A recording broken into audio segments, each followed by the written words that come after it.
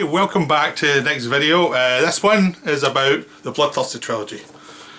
So obviously it's a very kind of Asian week for videos.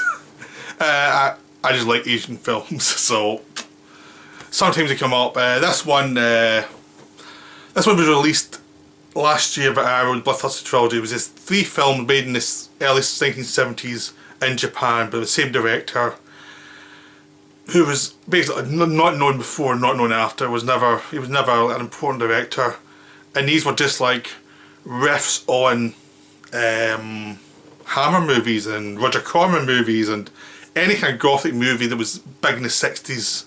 Because the 60s was like started. I mean, it rated Hammer from the late 50s. Then Roger Corman came in with his Vincent Price movies, and he did the rip-offs. And then you just had all these other movies going on. And Hammer was evolving in the 60s. So by the time you go to these ones, Hammer was starting to fall away. You were getting the kind of lesbian vampire movies, and you were getting the exploitation rip-offs, like the John Roland movies, with lots of nudity, and not much plot. You were stuff like Daughters of Dracula and things. It was a weird time that these films came out on. And I mean, Kim Newman's in the extras. Kim Newman's into all the details of all this, like in way more detail than I am. He explains everything about that time, like where these fitted in perfectly. So it's the box set is good beyond the film just for that one extra, because there's a lot of good stuff there. So the films are the Vampire Doll, there's the Lake of Dracula, and the Evil of Dracula. Now, I should point out straight away there was no Dracula. He's only in the title, so it's not the Bride of Dracula. It's I think of it as the Japanese version of Bride of Dracula, where there's an eccentric film with eccentric characters, but the title character is not anywhere near it.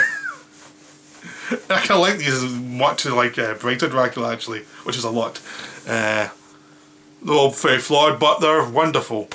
So this is like I said, I was going to do some Hammer films in the new year. This is my weird start to that by doing the Japanese ones. But those are the breaks. So the first one, the Vampire Doll, it was this and the third one are my favourites of the 3. The second one's good, but it's got gaps really in between all the good stuff. The first and third ones are just more interesting. There's just more to them. The Vampire Doll is probably my favourite though. Vampire Doll, even though it's the lead actor, there's 2 male leads in the film are both complete planks. They're not very good. They're just there. You have to just kind of endure them. They're okay. They're just like jobbing Japanese actors where basically they couldn't hire anyone good. They're stuck with these like mediocre actors. So the first one is a guy who goes to visit his fiancée, and turns out she's died, and he has to. He thinks something's off here, and then he disappears, and the rest of the story is, trying to. His sister wonders what's happened to him. She had a premonition of something's wrong, and her and her boyfriend have to go find him. So her boyfriend and her brother are both the planks. They're the crappy actors. She's a lot of fun. Every woman in the film is a lot of fun. The villains are a lot of fun. It's just these 2 guys who are kind of useless. But sort of like the same way in some Hammer movies where the young male lead is the worst thing in it. It's the same here where everyone else is so good that you can forgive that problem. Because the atmosphere is wonderful. The fiancée, when you see her as a vampire, is creepy. She's really creepy and just something's off. Her mother, who tells the story of how she died. There's more to her story as well. It's wonderful. She's creepy but very interesting. It's just there's a wonderful atmosphere there. There's a doctor who has some interesting stories to tell as well. And then we finally get to the reason why she turned into a vampire, how the young girl turned into a vampire, and what her backstory was and what the tragic story was that got her there. It's a terrific story. It's like, this is really strong. This is like a great idea.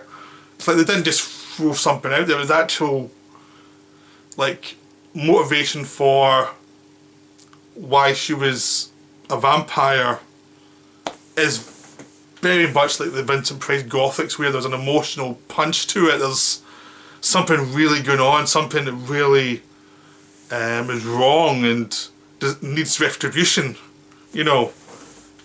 So she becomes something more interesting than just the villain, and what's happening with her family who are trying to hide her is way more interesting than you originally thought as well. Like the whole thing, once you get to see what's going on, it's just beautiful. And it's a great film. It's a great B-movie. It's what's good with B-movies. It's like 70 minutes long, nothing's wasted, you're getting to the point always, you always have a sense of something else coming soon. The atmosphere is wonderful. I mean, it's Gothic. I mean, it's Gothic Japanese, where it's set in 70s Japan, but now it's where they're going in the outskirts are old Japanese buildings from an older era, which replaces the Castle Dracula thing and becomes like a Japanese style version of Gothic, which is fascinating to watch. You know, all the Japanese customs instead of the Gothic customs. So this wonderful weird mix of two cultures. But it works because there's something interesting. I'm not sure how far you could push it. I mean, I think 3 films is good because I think beyond that you might get into a lot of sort of repetition and stuff. You're finding there's not much more there, but the 3 films, there was enough there for those 3 films, especially with all about 70-80 minutes long. So this is a beautiful film. It's just wonderful. It's just this unique thing you never thought you'd see. It's just there. It's literally, you're waiting to see Vincent Price show up at some point. There's a character in there that is like, if this was made in the West, Vincent Price would have played this character. There's no doubt. But it's wonderful. It's really a beautiful film. It's Gothic, and but the same way as like a Mario Bava film, like Kill Baby Kill, was Gothic, but very European Gothic. This is very Japanese Gothic. They take some of the elements, but they infuse it with their own culture, and so it becomes something unique and of that culture. So it's something you recognise some of the skeleton of the genre, but it's done in a different way, and because these people can only do it that way because that's their culture. So that's what's great about it. The Lake of Dracula is the second one. This is the weakest because, again, the lead actor's a plank. Another plank. The third one actually has a decent lead actor, but this one doesn't. He's a boyfriend of there's 2 sisters who live by this lake, and weird things are starting to go on. You see a flashback early on where a dream of this little girl who's 6, who goes into this vampire house. She thinks it's a dream, then she wakes up and she's about 30 or something. It's a memory, but it's not quite. But she thinks it's a dream, she thinks it's something never happened. And her and her sister live in this area by the lake, and they both work there. Like, she's a teacher, her sister is much more motivated. But they have a nice close relationship. There's some frustration with each other, but it's still, there's a lot of caring, there's a lot of, they're fond of each other. You know, despite the frustrations, they are a unit, they are connected, you know. And the vampire curse starts to come, and they have to deal with it. But of course, the first half of the movie, because it's only an 80-minute movie, they don't realise what's coming at them, they just feel something's off. And people who they were friends with suddenly are attacking them, and it's weird, and what's going on. And then the second half they realise it's vampires, and they have to deal with it. And there's lots of wonderful sequences, and you slowly get the story of the vampire that's stalking him, what he's about, and why did she see him when she was younger, and all of that. And again, like Vampire Doll, the story of the villain is terrific. It's really interesting what happened to him, what happened with his family, how the little girl walked in, how she got away, the stuff she's forgotten. All that stuff's great. What happens with his sister is tragic as well, because obviously, spoilers, someone's going to die. The sister's like the Lucy character in Dracula, the best friend who is turned. So you know she's done for straight away when you see her in this film. So it's not a spoiler. You know something's going to happen to her. But the way it's done is wonderful, because you get a lot of family resentments come through from the vampire, and a lot of things I've expressed. But it doesn't mean she hates her sister either. It's family bonds that are close but frustrated. So this film's all about family bonds and how they can cause problems. Again, it's a wonderful film. It's just a problem this one, it's too simple a film for its running time. It needed to be 10 minutes shorter. It was like 80 minutes, it should have been 70. It needed to lose some...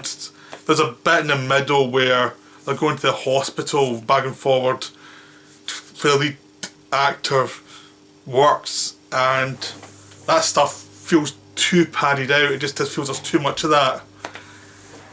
And there's just general padding in the middle that slows it down a little bit too much, and it's like you kind of want to get to the end to some point, and it doesn't really, it takes its time to get there. It's still a terrific film. The atmosphere is wonderful, especially by the lake, and when you finally get to see the old mansion she found.